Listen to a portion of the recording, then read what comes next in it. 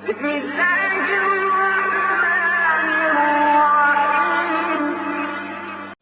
is the same example of Nabi Kareem sallallahu alaihi wasallam.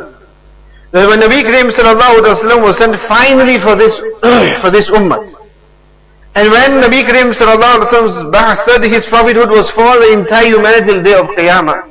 We show that Nabi Kareem sallallahu alaihi wasallam has knowledge of everything. From that of Sayyidina Adam alayhi salatu wasalam all the way till the end. That is how wasi and how vast and wide the knowledge of Nabi Kareem sallallahu alaihi wasallam is. Stage by stage, Allah subhanahu wa ta'ala educated people by means of the Anbiya alayhi salatu wasalam. Sayyidina Adam alayhi salatu wasalam did the work of a primary teacher would do with regards to education. وَعَلَّمَ آدَمَ الْأَسْمَاءَ كُلَّهَا. That he was taught the names of things, and he taught people the names. This is what things are. And people had learned the names of things. And then during he taught them the reality. He taught them what these names are. أَلَمْ تَرَوْا كَيْفَ خَلَقَ اللَّهُ سَبْعَ سَمَاوَاتٍ طِبَاقًا وَجَعَلَ الْقَمَرَ فِيهِنَّ نُورًا وَجَعَلَ الشَّمْسَ سِرَاجًا وَاللَّهُ أَنبَتَكُم مِّنَ الْأَرْضِ نَبَاتًا. So Nuh alayhi salatu wasalam went into further detail. That where the people had learned the sky is called the sky, it is called Sama, the earth is called Ard, and that. Sayyidina Nuh alayhi salatu wasalam now taught them to look, see how Allah subhanahu wa ta'ala has created the heavens in various layers. In various layers. The earth is in various layers as well. Prior they just learned the name of it, now he went further as to the layers of it. How was al-qamar noora? The qamar, the moon is there for light, and the sun with his heat and his rays. وَاللَّهُ أَنبَتَكُم مِّنَ الْأَرْضِ نَبَاتًا. From the earth has produced various crops and that. So he went into that detail. And then later on, Sayyidina Ibrahim alayhi salatu wasalam during his time, he taught them haqiqatul ashya, haqiqa, the reality of these things. What is the reality of these things that Allah subhanahu wa ta'ala has created? And then, during the time of Sayyidina Musa alayhi salatu wasalam, Allah subhanahu wa ta'ala had taught him tafseeran li kulli shay. Tafseeran li kulli shay. And that verse we had done as well with regards to Torah. It is tafseeran li kulli shay. This is what Allah subhanahu wa ta'ala taught him, meaning that where Sayyidina Ibrahim alayhi salatu wasalam had gone a step further of teaching them the haqqaiq, the reality of what these things are. Then Sayyidina Musa alayhi salatu wasalam tafsir, meaning more in-depth detail of what all these things are. And Nabi Kareem sallallahu alayhi wa sallam was tibyanun li kulli shay. Tibyanun is substantiated with proof. That which is substantiated with proof, with dalail. With dalail, all the manifestation of the qudrat of Allah subhanahu wa ta'ala, of all the creation of Allah subhanahu wa ta'ala, and all these things. This is what Sayyidina, which Nabi Kareem sallallahu alaihi wasallam had taught the people. Why? Because his knowledge was now, was complete. This is the teaching of Nabi Kareem, and this is answer and reply to many such people who object and say that the teachings of Nabi Kareem sallallahu alaihi wasallam were just confined to 1400 years ago, or to the lands of Arabia, the deserts of Arabia.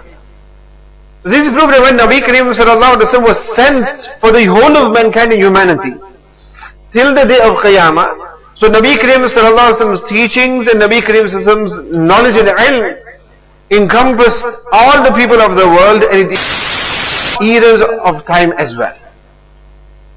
Hence in the 21st century, and in centuries to come until whenever time will remain, nothing is outdated, nothing will be outdated. The teachings of Nabi Kareem sallallahu alaihi wasallam will be just so civilly or easily implemented just the way it is implemented now, and just the way it was implemented 1400 years ago by the Sahaba radiallahu ta'ala. Nothing is outdated. Even now we apply these things. And even now in the 21st century, when we see the hadith of Nabi Kareem sallallahu alaihi wasallam, the teachings of Nabi Kareem sallallahu alaihi wasallam, we become overwhelmed and amazed to what nasiha Nabi Kareem sallallahu alaihi wasallam has given us. That in modern times, where people have spent millions on various research, we find that the same research has already been proven in the Quran or been proven in the Hadith of Nabi Karim Sallallahu Alaihi Wasallam. The crux of the entire research, we already find it in the Hadith. So without them spending so much, if they just give that amount to an alim, within the results of the research, without spending so much, they'll find it all there in the Quran and everything. So many sciences, that of even childbirth, and the stages of the child in the woman, that they are oblivious of these things, and all these things have been mentioned in the Quran. And there are those such doctors in them who actually brought Iman and become Muslims just on that fact, realizing and knowing that such knowledge in medicine which they had researched or found so late on, when reading the Quran or been indicated towards and shown towards in the Quran, they find that these things have already been mentioned there 1400 years ago. When medicine had not reached that stage, when such thing has been documented and documented also in such detail, and that they find in the Quran. Nabi Karim Sallallahu Alaihi Wasallam, who was Ummi, did not go to any medical college. That Nabi Karim, who was Ummi, did not spend time in the sohbah of a doctor either. That you think that with a doctor also, because of that he learned these things. And even if he had learned these things, then how could he have learned it with such great detail as Allah Subhanahu Wa Ta'ala has mentioned in the Quran? So for Nabi Karim Sallallahu Alaihi Wasallam, this quality of being Ummi, in actual fact, is a praise of Nabi Karim Sallallahu Alaihi Wasallam, that how being illiterate, the ulum and knowledge that Nabi Karim Sallallahu Alaihi Wasallam possessed, which shows as and proves to us that it is nothing but that of the wahi of Allah Subhanahu Wa Ta'ala. It is the words of Allah Subhanahu Wa Ta'ala and not the words of Nabi Karim Sallallahu Alaihi Wasallam. Where Nabi Karim in the Quran, Allah Subhanahu Wa Ta'ala has mentioned to us so many things with regards to the manner in which He's created various creations of His. أَفَلَا يَنْظُرُونَ إِلَى الْإِبِلِ كَيْفَ خُلِقَتْ, the nahl, the bee, the ant, the namal, all these things Allah Subhanahu Wa Ta'ala has mentioned how He has created them, how they function and how they live within the earth. Nabi Karim Sallallahu Alaihi Wasallam was not one, whatever the term is. He had not studied any of these things, and he can now mention to people, look, this is how the bee functions, and how the bee lives, and how the hives are, and what function it has, and all these things that Allah Subhanahu Wa Ta'ala mentions to us in the Quran. Nabi Karim Sallallahu Alaihi Wasallam could not have mentioned any of these things to us. These are proof that this is knowledge from Allah Subhanahu Wa Ta'ala. For that reason, Nabi Karim Sallallahu Alaihi Wasallam was Ummi, and he was kept Ummi, illiterate as well. And then we find that it is by means of this wahi that Allah Subhanahu Wa Ta'ala then expanded and opened up and broadened the intellect of Nabi Karim Sallallahu Alaihi Wasallam as well as the Anbiya. As well as the Anbiya. Because the mind and the brain is such that if a person does not use the brain shrinks. It will shrink. And the brain will become useless. It will become useless. And if a person doesn't use his own physical body and just remains sat the whole time or just lying down, then he'll lose the ability. He'll lose the ability of movement in that organ. Because these are somebody who is in a coma or somebody who is paralyzed, then medics will continuously massage them, move them about, and that's so that they still some movement, flow of blood in those organs. Otherwise, without a flow of blood, then that they will become paralyzed with those organs. And the same way with the mind. The more the mind is used, the more fresh it remains, the more alert it remains, as we find in old age as well. This not long ago, somebody had mentioned with regards to old age, that nowadays, medically as well, old age people in old age are actually given certain games to play, computer games as well to play. And the reason for that is why? Just to keep their minds active. Because in old age there's nothing much to do. So in order to keep their minds active, they're given games to play. So these are playing these games, they're using their mind and they're keeping their mind active. So the more you use the mind, that's why you think more. The more you think, the more wise a person becomes. If you think less, then that's when the cobwebs start coming in the head. So this is mentioned to students as well. It's time that you cleaned out all the cobwebs from your brain. So you don't use the brain, this is what happens to the brain. And the more person utilizes the brain, the more power and ability it has, and the stronger it becomes. The aql broadens, and if you don't, it shrinks. It is for that reason you find that generally, people who live in cities, we usually say they are more broad-minded. You say they are more broad-minded, and those who are from the villages, they are narrow-minded. So we say broad-minded, narrow-minded. And this is reality.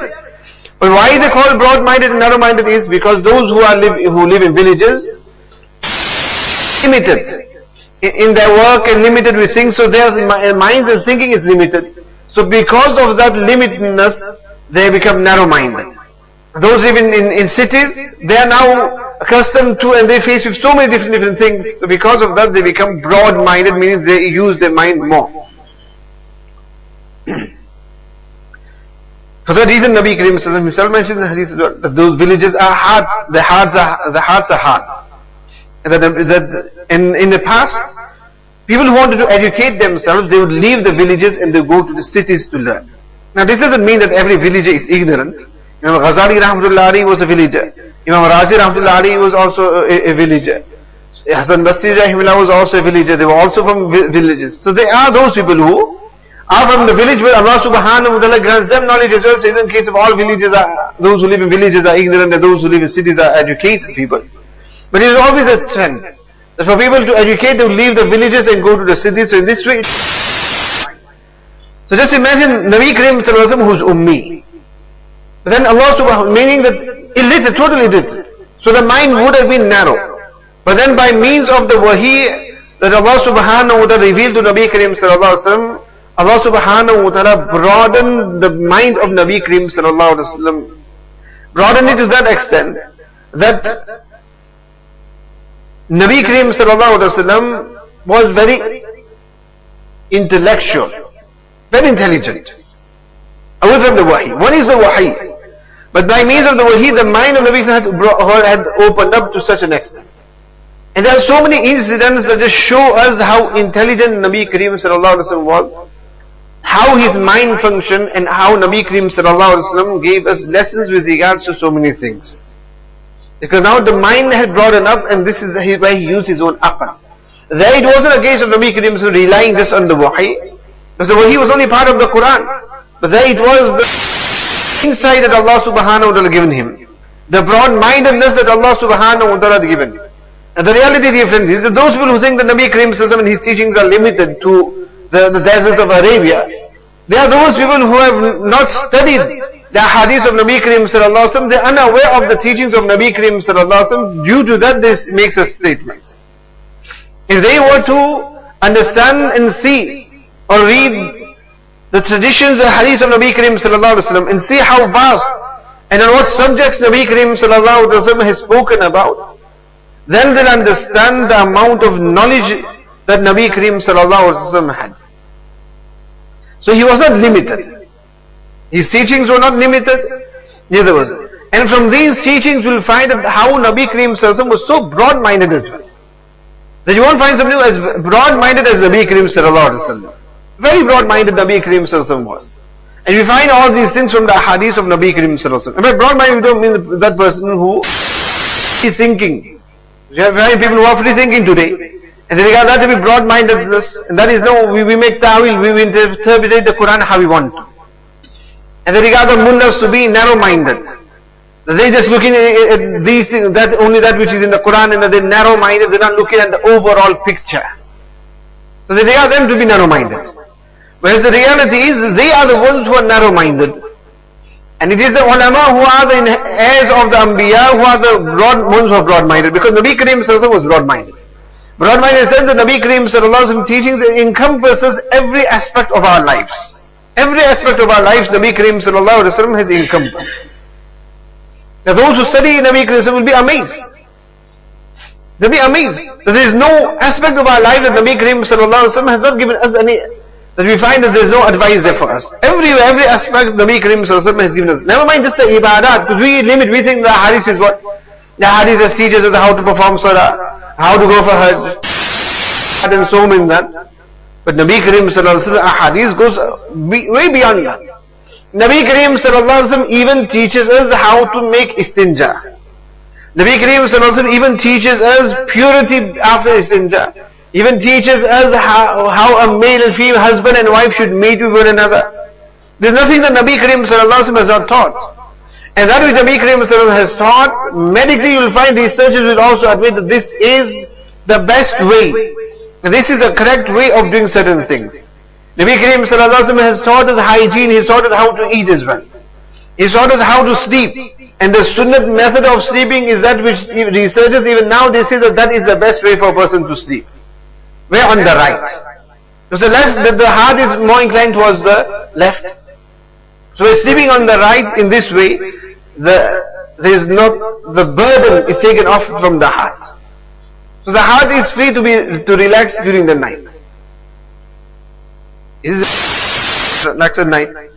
So in this way we find that Nabi Kareem sallallahu alaihi wasallam's, and also where the palm is then put under the cheek, you'll find the recovery position, those who've done the first aid course, in the recovery position as well, it is put under the cheek. Why? Because that is best to clear the airways and for a person to breathe. And that is the way Nabi Kareem sallallahu alaihi wasallam would sleep at night as well, which is most easiest for a person to sleep. So those who suffer from excessive snoring, try sleeping according to the sunnah method, that should also help. That should also help. So who teaches us this? This is Nabi Kareem sallallahu alaihi wasallam. Who we think that he's there just for the Arabs in the desert, who only teaches us how to read Salah and none. Nabi Kareem sallallahu alaihi wasallam is even given us such medical advice. Tib al-Nabawi. Just look at Tib al-Nabawi, where Nabi Kareem sallallahu alaihi wasallam has given us so much with regards to medicine. And those same things that Nabi Kareem sallallahu alaihi wasallam mentioned 1400 years ago, we find those same very things researchers today to us. Where Nabi Kareem sallallahu alaihi wasallam has mentioned to us with regards to the benefits of dates. The researchers are telling the importance of dates. Where they themselves have mentioned how important for an expecting mother, how important date is for her. Even they have come to that conclusion that the most nutritious fruit is a date. That in it all the nutrition that a person needs is found in a date. So with that a person can live a life. Just how we hear with the Sahaba that they lived for so many days, they went on with only dates. We can't understand that. How could they just live with dates? And some had only one date for so many days. But we find that the researchers have actually proved this fact, that the amount of nutrition that is in a khajur, in a date, that it will suffice for a person for so many days. So the person can actually live on that. If they have no other food and just have dates, how they can live on that. And Nabi Kareem sallallahu alaihi wasallam has given us the fawaid of that as well. I mean, there was a time wherein those who are Muslims or those who are sort of attached to maybe Asia side of the world would use honey in everything. The Western world would not touch honey. They wouldn't touch honey. But now you find they're using honey in everything. They're using honey in everything. Even in their own medication medicines, and that is for flus and colds and that lamsib and all these things, is honey flavor now. Honey flavor this, honey flavor that, honey coated cashews and honey coated this, honey coated that. Previously they wouldn't just have a spoon of honey. They wouldn't have such honey. The only person who would do was Winnie the Pooh. Uske alawa nobody would have honey. But now you find even they have understood after all the research that has been done, and Nabi Kareem sallallahu alaihi wasallam, and we have that already in our Sharia that Nabi Kareem sallallahu alaihi wasallam mentioned that the cure for you is honey. Where one Sahabi radiallahu ta'ala mentioned to Nabi Kareem with regards to his brother, that his stomach has some, Kareem said to him that tell him to have honey. He came back and told Nabi Kareem sallallahu alaihi wasallam, but he's not cured. Nabi said, tell him to have honey. And he kept on saying this, which Nabi Kareem sallallahu alaihi wasallam mentioned, that sadaka batnuhu wa kadhiba wa kadhib. That you have spoken the lie, but his stomach has spoken the lie, but the Quran has spoken the truth. This shifa in so this is a lie that he isn't being cured. So in this way, we find that Nabi Kareem sallallahu alaihi wasallam in his Tib al-Nabawi, in the same way when Nabi Kareem sallallahu alaihi wasallam has talked about Habbat al-Sawda, the black seed, where now there are those who have taken advantage of it, and various other things as well, who have now manufactured the black seed, patented it, and made all sorts of things out of the black seed. Now you have various pastes, jam kind of things, spreads not even made out of black seed. You have cream, facial cream and not made out of the black seed. You have soap made out of black seed. Ointments made out of black seed. You have all sorts of things that have now been made from the black seed. Which the Nabi Kareem sallallahu alaihi wasallam mentions. That in it, there is shifa li kulli da'in illa al-maut. That there is cure for every illness in the black seed but that of maut. Besides that. Now who has mentioned this? Nabi Kareem sallallahu alaihi wasallam, who's ummi. Nabi Kareem who's ummi, who never did any research in science. Which has taken people so many years and so much expense, and they've come to this conclusion, and Nabi Kareem sallallahu alaihi wasallam already possesses such knowledge. These are just a couple of examples. Offhand, without going into detail, if I had made some research knowing that I will be talking about this, then there will be so many more examples to give you from Tibbi Nabi. But Tibbi Nabi, Medicines of the Prophecy, as I put naam here in English as well, and Urdu we've got in the library as well, go through it, and it's so voluminous. With all the various ahadith of Nabi Kareem sallallahu alaihi wasallam with regards to such matters, with regards to medicine. And in the same way with relieving and all these things, which Nabi, or which person would teach people such etiquettes of how to relieve themselves? And how to clean themselves after that as well. So the teachings of Nabi Kareem sallallahu alaihi wasallam is something that isn't just limited. For that reason you find that so many of the sunnah of Nabi Kareem sallallahu alaihi wasallam are being practiced now by non-Muslims as well. Even non-Muslims are practicing the sunnah of Nabi Kareem sallallahu alaihi wasallam. Sitting down and eating. Many non-Muslims now sit on the floor and eat. Many non-Muslims remove their shoes when they eat. Many non-Muslims prefer to eat with their hands and the fork and knife. And who has taught us these things? Who has taught the world these things? These are from the ahadith, the sunnah of Nabi Kareem sallallahu alaihi wasallam. The most enjoyable way of eating is when a person eats with his hands. And those who do, they have a dish and eat with fork and knife. And eat with your hands and your fingers. There will be those who feel no, fork and knife is a lot more easier or cleaner. Why dirty the fingers? But fine. They will not get the same enjoyment as in eating with the hands. Because each time you're going to pick something up, you're still going to get the taste of the steel of that fork. You're going to get the taste of that, that will come with it. And when biting as well, you might end up biting onto the spoon or onto the fork as well. That's what spoiling means. Whereas when a person eats with his hands, you do not get the taste of the fingers. You don't taste fingers at all. But rather your fingers taste like the food. So you're just enjoying the taste of the food. There's no enjoyment in that. That's why a person licks the fingers. Because there is still taste on it, so you enjoy licking the fingers. You don't enjoy licking the fork. Nobody says lick, but you lick the fingers. And at the same time, in order to eat with ease, it's easier to break the meat or whatever foodstuffs you have with the fingers than if you're trying with the fork and knife. So then you're trying all sorts. Try to cut a pea with a fork and knife. It will be all over the place. Now you've got a chicken leg there, now you're going to try to put a fork there and try and cut it with a fork and knife. It becomes difficult. And also the adab, according to society, is that even if you eat with fork and knife, irrelevant of whether you right-handed or left-hand, the fork is in the left and the knife is in the right.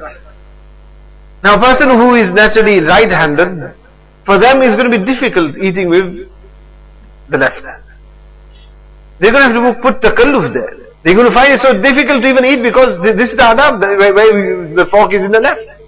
So if that is the case, for a person who is naturally find it difficult every time to even eat. It is for that reason you find that there's so much takalluf in the food. And for that reason, their food is not enjoyable either. There's no taste, there's no enjoyment in food. Why? Because there's no enjoyment in eating, so there's no enjoyment in the food. For that reason, they just rely on what? Hot noodles. So you just make it warm, get a spoon and just drown it down. Because that's how food is. But still they filter, just walk about and just have it and that's it. That is food. And just buy a sandwich and have a sandwich. But whereas Nabi Karim says, Akrimul Khubz, for us, eating this is a great ni'mat of Allah subhanahu wa ta'ala food. So when this is ni'mat of Allah subhanahu wa ta'ala, we should enjoy that ni'mat of Allah subhanahu wa ta'ala. So enjoy it. In order to enjoy it, all the asbab, the means of enjoyment should be there as well. And for that, the asbab is what? That the person does not walk and eat, because he doesn't know what he's eating if he's walking around and eating. So he sits, so he's relaxed when he eats. And Nabi Karim is mentioned to remove the shoes when you sit. If you're trying to sit on the floor and eat with your shoes on, you know how difficult that is. So just imagine how difficult it would be to perform salah with your shoes on. Just sit in the qada and do qada and sujood and that with shoes on. So Nabi Karim is mentioned to remove the shoes, sit on the floor and eat with the hands. There is so much comfort in eating in that way, compared to the other method in which there is nothing but just show and takalluf and limitations in it. And you find that now people are seeing the sunnah. They may not understand or know that this is specifically the sunnah that they are seeing. They might be just seeing how Muslims eat and what Muslims eat in that. And because of that you will find that our food has become their favorite food. Our way of eating has become their way of eating as well. Because they now experience, they started to taste good food. Before they didn't know. Before they didn't know what good food salads are. Before they used to complain about garlic and the smell of garlic coming from the houses of Asian people and Muslims and that. They detested and disliked all these things. But now they know how enjoyable the herbs and these things are in food. What chilies are. To that extent we find so many non-believers who eat even more chili food and hot spicy food than we can bear. So they've learned to eat good food. Now, seeing Muslims, they've learned a better way and more comfortable and enjoyable way of eating now by seeing how Muslims eat. For that reason we find many non-Muslims, they also tend to eat with their hands now. And they also sit down and eat in their homes. And seeing Muslims, they even remove their shoes at home, which previously they wouldn't. They walk around the whole house with their shoes on. But now seeing Muslims removing their shoes, knowing that this is more towards cleanliness, more towards comfort as well. Because they are lazy now. Two pieces of, they can't manage to clean the floors all the time. And now that they have laminated flooring as well. So they need to keep the floors clean. So the best way, the most hygienic and best way is to remove the shoes. This cleanliness and all these things has been taught to them. And non-Muslims, you find them, they eat it with the hands. They don't go to any takeaway there. And they have the mixed steak, doner, whatever it is, and they don't ask for a fork and knife. They don't ask for a fork and knife. They ask for a fork and knife. But then, disposable. And now if it's with naan, or if you give them roti, they're going to have to use their hands with the roti. They have to use their hands, and then they'll be eating with their hands and they'll be enjoying it with their hands as well. In this way, as I mentioned to you, it just shows and proves that the sunnah of Nabi Karim sallallahu alaihi wasallam is not outdated. But the more advanced we are becoming, the more we are adopting the sunnah of Nabi Karim sallallahu alaihi wasallam. Nabi Karim sallallahu alaihi wasallam didn't wear Nabi Karim sallallahu alaihi wasallam wore sandals. Yeah, this doesn't make it that now you go and say, oh, well, it's sunnah to wear sandals and it's not sunnah to wear shoes. Because this was, obviously, it was warm, heat, that was the custom at the time. So it is a case of that it's not permissible, it's not sunnah to wear shoes and that. But Nabi Karim sallallahu alaihi wasallam wore sandals. And that is healthier for the feet as well, for them to be open, and obviously it was warm climate and that. The Western world would laugh at a person with sandals on. They would laugh at a person with sandals on. But now you find the entire Western world wears sandals. The entire Western world wears sandals now. Again, they don't understand, they don't realize that they are adopting better ways than that which they had. Which again shows and proves to us how the sunnah of Nabi Karim sallallahu ta'ala sallam is so effective even in the 21st century. And it is definitely going to be. And it will remain such right till the day. Just today, somebody brought a leaflet with regards to cupping. With regards to cupping, practice in that. And the various medical benefits of it. And again, who has taught the world cupping? It is Sunnah of Nabi Kareem Sallallahu Alaihi Wasallam, who never went to medical college, who never even met a doctor probably. And Nabi Kareem Sallallahu Alaihi Wasallam, and Nabi Kareem Sallallahu Alaihi Wasallam has given us and told us the fawaid. Nabi Kareem would have cupping done and all the fawaid and all the benefits of cupping. And in 21st century we find these are things that are promoted now, that these are healthy things for a person to adopt. Even now you find people are saying use natural things for medication. Instead of medicine, use other alternative natural things. The world is telling us that look, eat healthy and live healthy. Eat healthy and live healthy. All the hadiths of Nabi Kareem Sallallahu with regards to these matters all show us eat healthy and live healthy. All the hadiths of Nabi Kareem. Nabi Kareem pattern. When Nabi Kareem says, look, when you sit to eat, divide the food or your stomach in 3 portions. For water, for food, and rest for air, just leave it empty. Today we told the same thing as well. We encouraged to eat, drink, we told to drink a lot of water. 8 glasses a day. No, that is a lot of water. And when Nabi Kareem mentioned that, look, if you divide your food, stomach in 3 parts, 1/3 for food and 1/3 for water. So 1/3 for water, you can tell from that it's a big portion. And today they're telling us as well that drink plenty of water. And Nabi Kareem Sallallahu Alaihi Wasallam already told us then drink plenty of water. Allah himself mentioned Kulu washrabu, eat and drink. Eat and drink. So in this way Nabi Kareem mentioned this. And also we told not to eat to the full. Nabi Kareem Sallallahu Alaihi Wasallam himself said, and leave a third there for air. So leave that part empty in your stomach. So that is easy. In the same way, the manner in which Nabi Kareem Sallallahu Alaihi Wasallam used to eat. The types of food that Nabi Kareem Sallallahu Alaihi Wasallam used to eat. When Nabi Kareem Sallallahu Alaihi Wasallam mentioned in the hadith, the best salan curry is what? Vinegar. The best is vinegar. And today you find is research upon research on the benefits of vinegar. On the benefits of vinegar.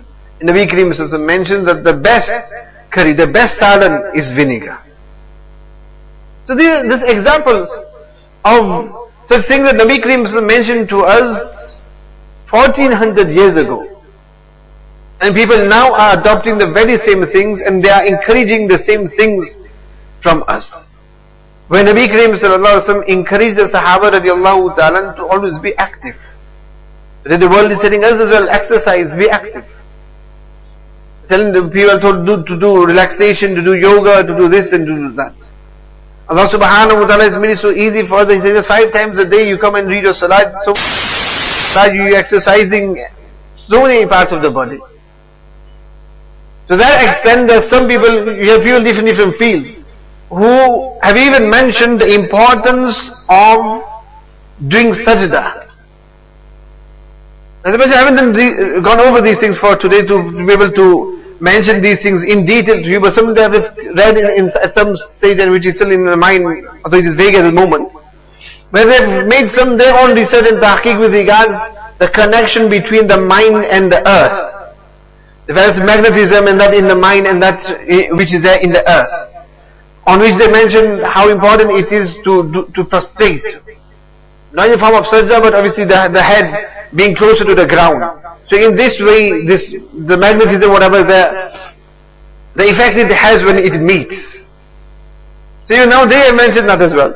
Whereas Allah subhanahu wa ta'ala is telling us 5 times a day to come for salah and do the sajda.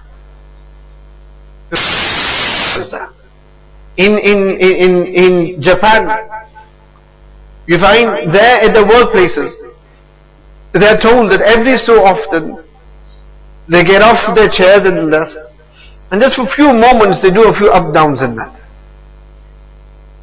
Just for what? To stretch the limbs. Because the whole time you just sat there, you're going to obviously become stiff in that.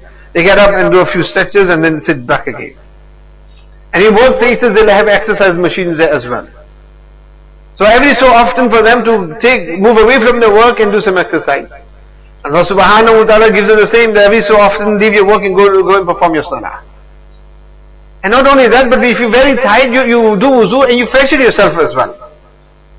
You freshen yourself as well. And I remember not long ago, there was some incident as well with regards a Muslim who had a heart problem and he was quite ill. And he's in some medical situation or so. The doctor had found a huge improvement in certain aspects and matters in that. And the conclusion, when the doctor asked him to this, certain aspects of it, the conclusion of it, the khulasa of it was, that the doctor wanted to advocate to him the importance of reflexology, massaging of the feet. And this person said that every time I make wuzu, this is exactly what I do. Because you wash the feet, in the time you're massaging the feet as well, you make khilal of the toes and that, you're washing the feet and that. And it was merely on that act of him doing wuzu that had a certain great effect on his medical health. Of that massaging of the feet whilst making wuzu. In the same way with everything else. How we at all times clean ourselves every time we're washing the face, washing the arms and the ears and the parts which are exposed. And this is the hikmah behind the wuzu. Because when a person goes to work, he sleeps up, those parts which are in front, which are going to become dirty. And those are those organs that we wash in wuzu as well. Hence in this way, Allah subhanahu wa ta'ala has made our deen, everything in it. And the teachings of Nabi Kareem sallallahu alayhi wa sallam, all of it, the qaylullah, sunnah of Nabi Kareem sallallahu alayhi wa sallam, which is sunnah, and which is good for the health. And today the world sees the same, the break off from work and have a nap. And how healthy that nap is. To that extent that in Spain they call it the siesta. And there it's become part of their lives to have a siesta. But who taught them siesta? It was the Muslims who ruled Spain for over 500 years, who taught them what siesta is and what was siesta, qaylullah, the sunnah of Nabi Kareem sallallahu alayhi wa sallam. And these are those type of things which Nabi Kareem sallallahu alayhi wa sallam has. One is that there are certain things that the Arabs would do, and Nabi Kareem maintained that. Nabi Kareem has also advocated and Nabi Kareem has stressed upon, which just shows us the importance of these things. Shows us the importance of these things. So the khulasa conclusion is, as I mentioned to you, I was actually supposed to be doing the part of Yajidun Maktuban Innahum fi Tawrati wal Injil, and we're going back to the Nabi Ummi. The sunnah of Nabi Kareem sallallahu alaihi wasallam is never outdated. But in the sunnah of Nabi Kareem, why? Because I mentioned to you that he had been sent in order for mankind, for mankind throughout the world. So the sunnah of Nabi Kareem sallallahu alaihi wasallam will be conducive to people throughout the world at all times and all era. And as Muslims, these are things that we should appreciate. Things that we should appreciate. And these are things that we should understand as well with regards to our relationship with Nabi Kareem sallallahu alaihi wasallam, that how indebted we are to Nabi Kareem sallallahu alaihi wasallam. So many things which people are taught now that they should be doing. Nabi Kareem sallallahu alaihi wasallam, either we are already doing it, knowing that it is sunnah, or that we were unaware, but Nabi Kareem sallallahu alaihi wasallam had already told us these things long ago. They tell us what brush your teeth in the morning and in the evening. Nabi Kareem sallallahu alaihi wasallam tells us brush your teeth before each 5 salah. Every time we do wuzu. So do. And who's teaching cleanliness? Who's teaching how to keep your teeth clean and that? And also other types of things as well. Where even this, we find this mentioned the importance of washing the nose, cleaning the nose, so that all the jarasim, the germs inside are cleared as well. Each time we do wuzu, we're cleaning our nose. We're cleaning our nose. So there's so many things, if a person goes in detail, there's so many things that Nabi Kareem has taught us. And before we end, the examples I was going to give you, when, as I mentioned to you, that Nabi Kareem sallallahu alaihi wasallam, how intelligent he was with regards to just normal matters, of how his mind had become so broadened. That during the battle of Badr, when the Sahaba 313, and the disbelievers at that time were, the opposition was 1,000 in number. At that time it so happened that somebody from the opposition camp, he strayed, he must have lost his way, and he strayed into the camp of the Muslims. So when the Muslims caught him, which obviously is a big thing there that he strayed into the Muslim camp, so they got a hold of him, And now the Sahaba radiallahu ta'ala were asking him, tell us exactly how many you are in number. Because time of battle you want to know what you faced with. Tell us how many you are in number. Which he kept on mentioning, Wallahi la kathirun. Wallahi we are many in number. But he wouldn't give the number. Sahaba again telling him, pushing him and threatening him, and then give us the number, tell us the number, how many you are in number, how many are you in number. He's not giving at all. And he's not saying what at all how much in number. Now Nabi Kareem heard some commotion, so he came out of his tent. What's the commotion here? Which is how said we were trying to force out from him, they are in number. But he's not giving in. He's not giving in. So what did Nabi Kareem do? He didn't hang him upside down from a tree, waterboard him. But Nabi Kareem sallallahu alaihi wasallam meant to have said to him, he said to the Sahaba, no, leave him. Forget about it. Don't ask him. Leave him. And then Nabi Kareem just said to him that daily how many camels do you slaughter for food? Daily? How many camels do you slaughter? Which he had mentioned 10. He had mentioned 10 camels we slaughter. Which Nabi Kareem sallallahu alaihi wasallam came to the conclusion that they are 1,000 in number. Because 100 would eat from one camel.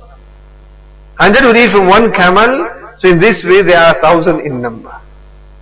So that which the Sahaba radiallahu ta'ala could not get out from him, could not even think of any tactic, any way of getting that sum out from his tongue, how many they are. Nabi Kareem sallallahu alaihi wasallam, in moments, Nabi Kareem the matter. And took out from him how many people there are. And this has nothing to do with wahi. This is just how the ummi, how Allah subhanahu wa ta'ala gives Nabi Kareem so much aql and intellect, and how broad his mind had become. One Sahabi came to Nabi Kareem sallallahu alaihi wasallam complaining about his neighbor from hell. Neighbor from hell.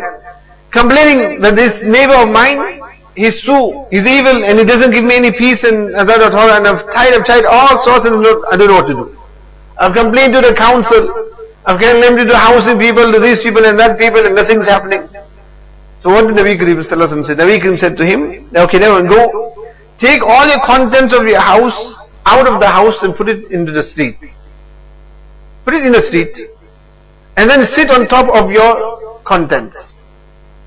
And if anybody asks you what you're doing, then say that my neighbor gives me hell.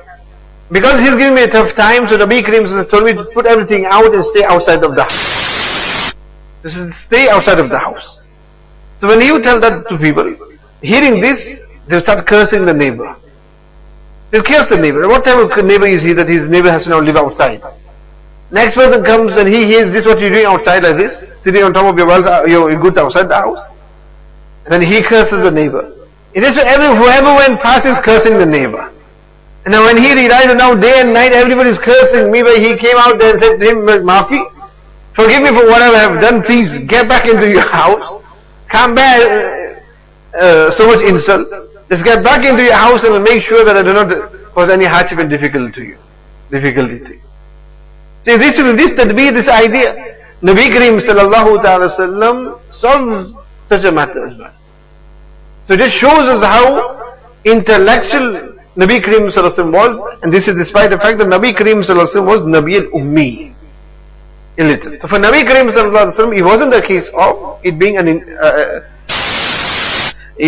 insult or so, but it was actually a form of praise of Nabi Kareem sallallahu alaihi wasallam. And we as the ummah of Nabi Kareem sallallahu alaihi wasallam, we should be appreciative. This is the thing we do not have, that we don't appreciate the ta'limat of Nabi Kareem, because we don't even know the ta'limat of Nabi Kareem system.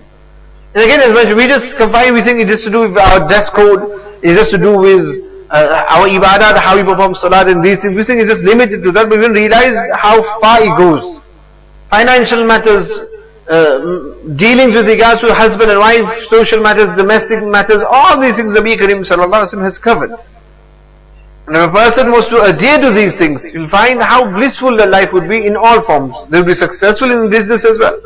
Domestically they will be successful as well. And society as a whole will be successful as well. Health-wise everybody will be successful as well. The incident, the famous incident we hear of how a non-Muslim Isai doctor came to Madinah al-Munawwar and he opened his surgery there. And when he came, he thought, look, there's no doctor surgery here, so I'm going to be the only one going to prosper here. But he finds that the people of Medina are not coming to his surgery. Now he is scratching his head, what is it I'm doing wrong? Then he comes to that conclusion that the only reason they're not coming to my surgery is because they are Muslims and I am a Christian. So he comes and he complains to Nabi Karim sallallahu alaihi wasallam that what is this? This is Phariseeism. That the Muslims are not coming to my surgery because I am a Christian. To which Nabi Karim sallallahu alaihi wasallam said to him, no, it has nothing to do with that. But the reason why they don't come to you is, Nabi Karim mentioned that the people of Madinah al-Munawwara, they look after their stomachs. They know how to eat. The stomach, which is the root to all illness. It is the root to all illness. The root to all illness is the stomach. And Nabi Karim has taught them how to eat, what to eat. So because of that, they were so healthy that they did not need to see a doctor. So Nabi Karim said, this is the reason behind, secret behind it, that they are healthy enough. So he understood and he realized that they need to shut shop here and go somewhere else. Business is not going to flourish here. This is how healthy they were. And if we adopt such things, we'll also become healthy spiritually, physically as well. May Allah subhanahu wa ta'ala grant us all the understanding and tawfiq and love of the sunnah of Nabi Karim sallallahu alaihi wasallam and love of all the teachings of Nabi Karim sallallahu alaihi wasallam. If we have love for these things and we understand these things, then this will also lead towards tabi'i, natural love of Nabi Karim sallallahu alaihi wasallam as well. ربنا تقبل منا إنك أنت السميع العليم وتب علينا إنك أنت التواب الرحيم سبحان ربك رب العزة عما يصفون وسلام على المرسلين والحمد لله رب العالمين.